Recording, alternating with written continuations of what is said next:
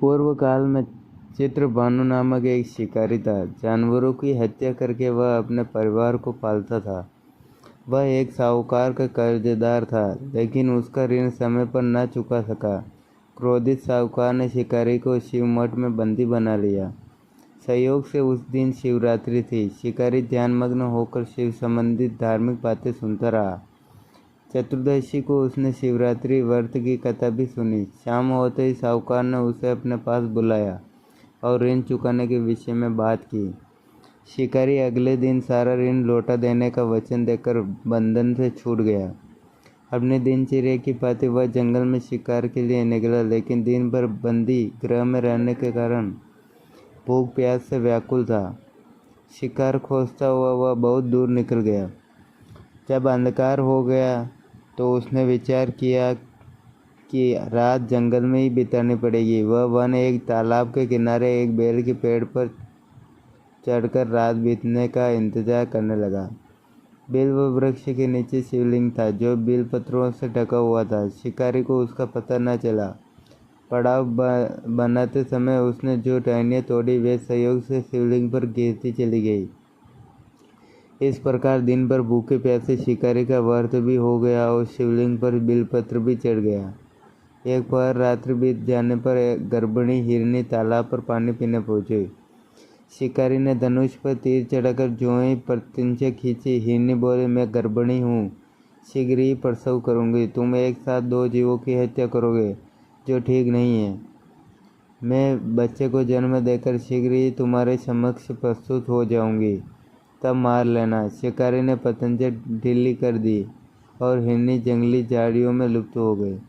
पतंजा चढ़ाने तथा ढीली करने के वक्त कुछ बिल्व पत्र अनायास ही टूटकर शिवलिंग पर गिर गए।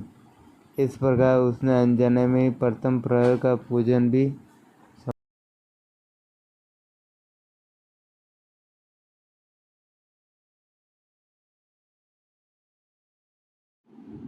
संपन्न हो गया। कुछ ही देर बाद एक और हिरनी उधर से निकली। शिकारी की प्रसन्नता का ठिकाना न रहा। समीप आने पर उसने धनुष पर बाण चढ़ाया। तब उसे देख हिरनी ने विनम्रता पूर्वक निवेदन किया, हे शिकारी, मैं थोड़ी देर पहले ऋतु से निर्वत हुई हूँ, कामातुर विरहिणी हूँ, अपने पीरी की खोज में भटक रही हूँ। मैं अपने पति से मिलकर शीघ्र ही तुम्हारे पास आ जाऊंगी। शिकारी ने उसे भी जाने दिया। 2 बार शिकार को खोकर उसका माथा टनका हुआ चिंता में पड़ गया। रात्रि का आखिरी पहर बीत रहा था। इस बार भी धनुष से लग रहा कुछ बेलपत्र शिवलिंग पर जा गिरे तथा दूसरे प्रहर की पूजन भी संपन्न हो गई। तभी एक अन्य हिरनी अपने बच्चों के साथ उधर से निकली। शिकारी के लिए स्वर्णिम अवसर था। उसने धनुष पर तीर चढ़ाने में देर नहीं लगाई।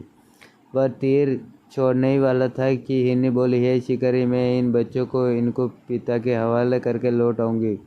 इस समय मुझे मत मारो। शिकारी हंसा और बोला, सामने आए शिकार को छोड़ दूं? मैं ऐसा मूर्ख नहीं। इससे पहले मैं 2 बार अपना शिकार खो चुका हूँ। मेरे बच्चे भूखे प्यासे से व्यग्र हो रहे होंगे।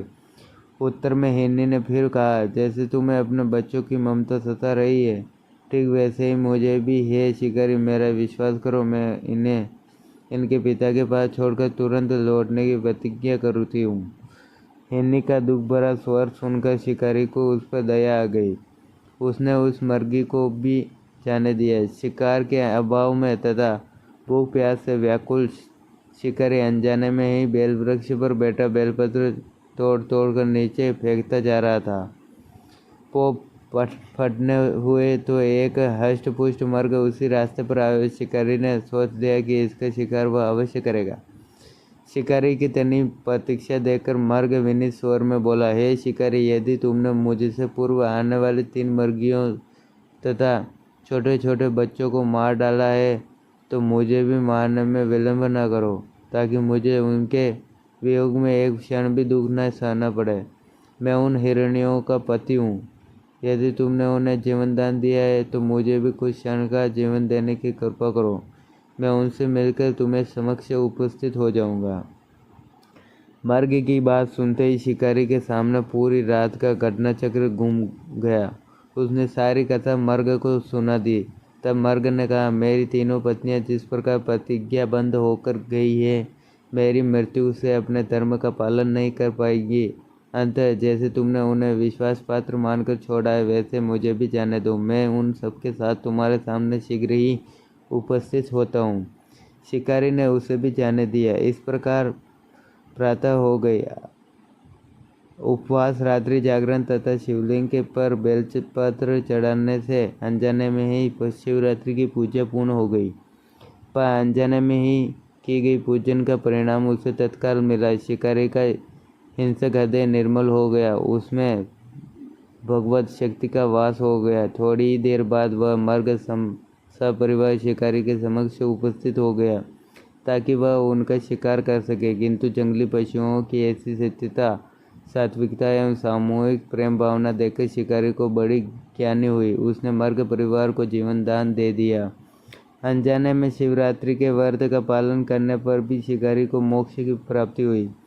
जब मृत्युकाल में यमदूत उसके जीव को ले जाने आए तो शिव गणों ने उन्हें वापस भेज दिया तथा शिकारी को शिवलोक ले गए। शिवजी की कृपा से ही अपने इस जन्म में राजा चित्रभानु अपने पिछले जन्म को याद रख पाए तथा महाशिवरात्रि के महत्व को जानकर उसका अगले जन्म में भी पालन कर पाए। शिव कथा का यह है संदेश। शिकार की कथानुसार महादेव तो अनजाने में ही किए गए व्रत का भी फल दे देते हैं, पर वास्तव में महादेव शिकारी के दया भाव से प्रसन्न हुए। अपने परिवार के कष्ट का ध्यान होते हुए भी शिकारी ने मर्ग परिवार को जाने दिया। यह करुणाई वस्तुत उस शिकारी को उन पंडित एवं पुजारियों से उत्कृष्ट बना देती है जो कि सिर्फ रात्रि जागरण, उपवास एवं दूध, दही, बेलपत्र आदि द्वारा शिव को प्रसन्न कर लेना चाहते हैं।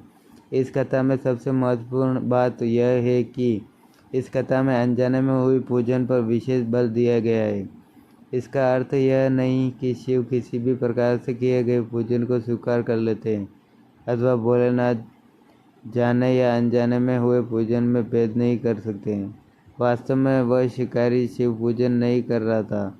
इसका अर्थ यह भी हुआ कि वह किसी तरह के किसी फल की कामना भी नहीं कर रहा था।